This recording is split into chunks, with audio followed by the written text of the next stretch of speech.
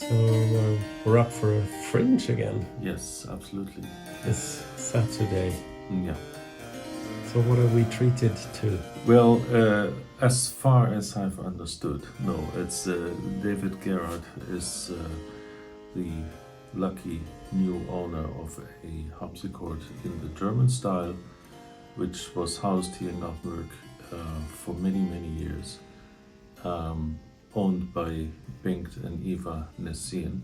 And Bengt was, I think, one could say it's like the ideal baroque style music amateur, somebody who even in the 70s already always traveled to baroque courses on the continent and was seen everywhere and was involved with everything and bought instruments and was very proud of his instruments, and he knew how to maintain his harpsichords and tune them, and so he didn't play the harpsichord himself.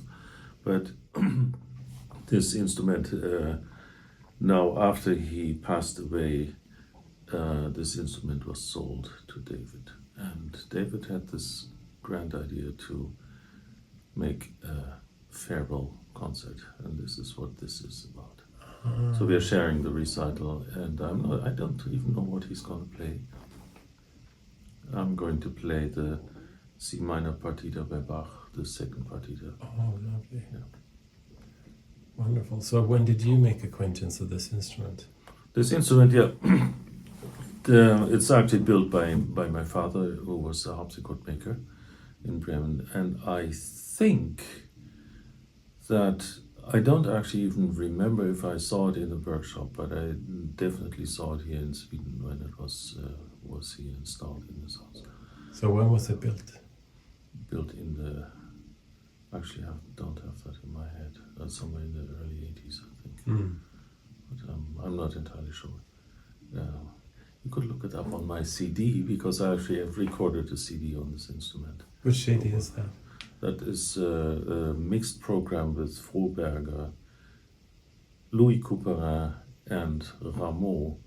Now you would think that on a German one-manual instrument that is a very weird repertoire, and partly this has to do with the pride that I already mentioned of Bengt. He wanted to have this recording made, and then I think he also loved this French music, or the French style music, and so he wanted to have in some way have it combined.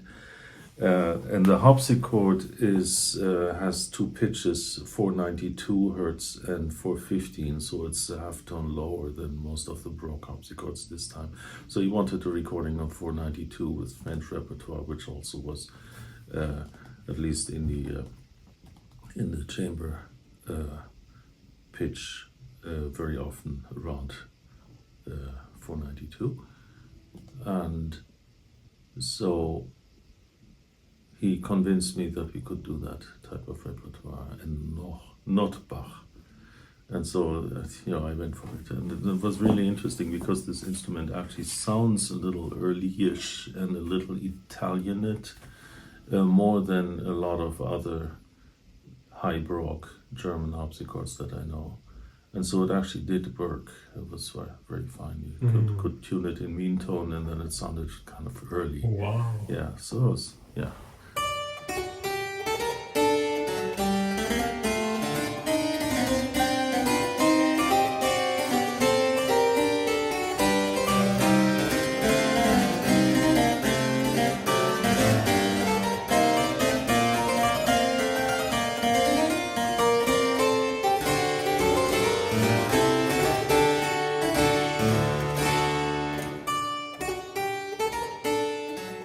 And another person we miss is your father. Could you tell me something, what your father made for you in terms of a musician?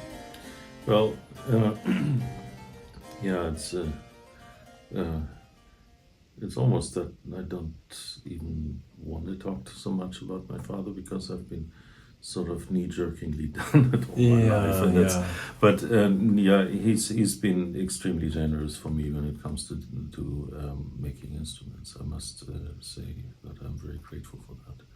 So I have a number of instruments of different kinds at home and at my parents' home, which is still there in Bremen. So different harpsichords in different styles, just simply, and I'm really grateful for that. Yes. And it must have, of course, made your decision to go into harpsichord playing easier, I suppose. Well, for me it was a way out, because like one thing you can say about my father, he was somebody who was very headstrong and solo flyer, and so he taught himself how to build harpsichords. I mean, he was a flutist actually, and that happened in the 1950s already. So before I was born, I'm born in '59, and he normally didn't have anybody else in his workshop apart from 1 year when somebody came to just basically look how it was done.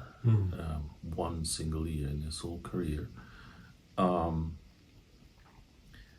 And I'm the only child, and so to kind of not get entirely ensnared in like too symbiotic relationship, I actually had to go. So I moved to Holland in 1979 to study, and yes, I wanted to become a musician and not a harpsichord maker. And so that's the way it went. So I stayed close, but not too close.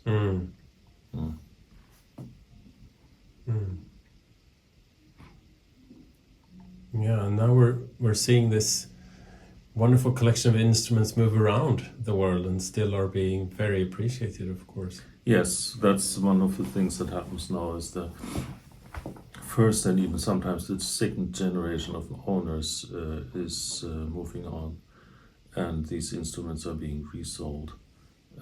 Sometimes I'm offering, like I have this website /blog, and I'm offering the service of helping to put like people into contact and so. But at the moment, I mean, the market for harpsichord is pretty much, at least in my judgment, it's pretty much saturated, and also the prices aren't as good as they used to be, and so it's difficult sometimes to actually sell instruments, even good instruments. But I've been able to actually kind of put some people in touch and help find a good new home for certain instruments. So we're talking about 90 harpsichords that my father made, and a number of smaller instruments like clavichords and virginals that aren't counted in this. Well, that's stunning, isn't that? That's a lot of instruments. Yeah, he made 2 big harpsichords per year, or if it was one manual instruments, maybe a little more. Yeah. And he actually didn't compromise by outsourcing, for example, the making of keyboards or mechanical parts. So he made everything himself. So it really took that half year. So, and what was his philosophy in building? Did he have a full spectrum workshop where he could do everything himself, or did he? Yes. Well, the workshop is really small, and the amount of especially electrical machines is very limited. Everything is still there.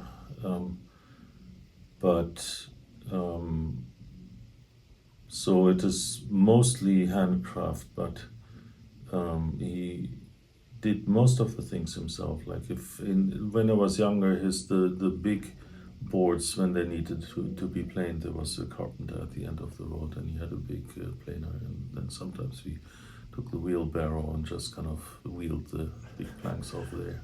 Wonderful. Yeah, but otherwise everything happened in-house. Yes.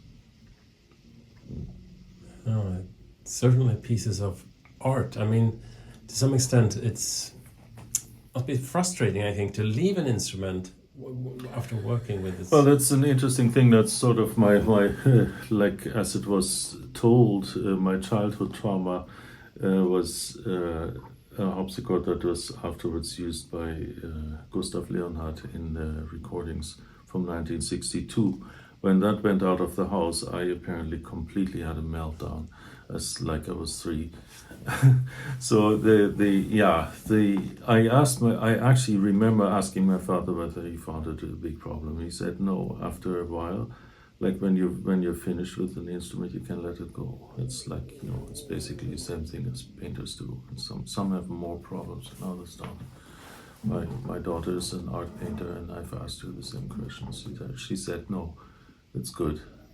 You have to let your children go out in the world. Yeah, you have to let them go out in there, and then they can come back. Yeah, somehow. Yeah. And that's what you're doing now, right? You're collecting them again. Or... Well, I have to be careful because I'm not, and that's the thing. I mean, I'm a musician, and it means I use the instruments as tools. I accept them and understand them also as works of art. That was the philosophy of my father. He had this kind of very strong idea of being an artist and not a craftsman, or to reach artistic goals by means of craft. That was sort of his formula.